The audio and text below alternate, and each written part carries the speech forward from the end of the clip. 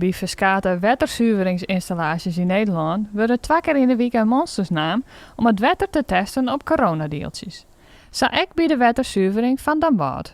Dat is eigenlijk in opdracht van het ministerie van Volksgezondheid en van het RIVM. Wij binnen na de zomervakantie van vorig jaar eigenlijk vregen om op de zuiveringen 1 keer per week te zien als we erkennen dat er corona voorkomt. Dus dan ben we 1 keer in de week meten gaan. Inmiddels is het opschaald naar 2 keer in de week.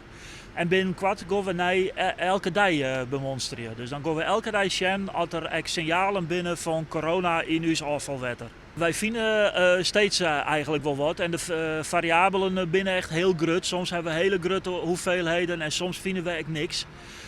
Op dit moment vinden we op deze zuivering, waar we nog binnen in dat woord, vinden we erg weinig.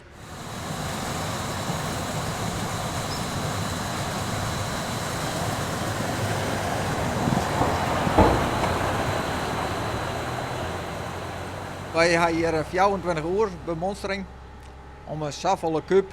Dan wordt er een heel iets monsterke van 50 milliliter in het vet stopt, hier achter mij. En dan dat gaat 24 uur en dan is de bedoeling dat er een 30 liter gemiddeld in zit. En van die 30 liter halen wij een heel iets monsterke eruit voor het RIVM. We hadden een iets flesje en dat zetten we dan klaar. Dan zetten we de cubes om van de hele dag, de biet, wat er aan de zuivering in is. En dan wordt dat je halen door Speed Cargo, dat is een courierdienst. En die verzamelt alle monsters voor alle zuivering van heel Friesland.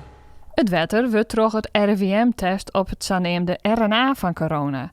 Hiermee kan voorspeld worden of er in de toekomst besmettingsplak vinden zullen in het gebied dat het afvalwetter bijkomt. Alle resultaten binnen zichtbaar op het coronadashboard van de Oerhiet. Als daar juist bij vroegsignalering de kerst van alle RWZT's in uw gebied en ook van heel Nederland, ja, kerst precies zien wat de waarde is binnen. Nou ja, en hoe heger, hoe slechter en hoe leger, hoe beter. Alle apparatuur voor de duistere bemonstering is intussen onwijzig bij alle 26 zuiveringsinstallaties in Friesland. Als het installeren is, kennen ze je maar los. Dat is echt een behoorlijke klus, ja? Want er zit een hele logistieke operatie achter. Want het spul moet al je verzamelen worden. Wij hebben de eilanden erbij. Nou, in Friesland is het qua oppervlak het grootste wetterskip van Nederland. Dus we zitten echt met behoorlijke afstanden. Dus dat is echt een logistieke klus. En de financiering komt volledig van rekken van de Oerhiet. Dus het kost het wetterskip eigenlijk niks. Het wordt helemaal betellen.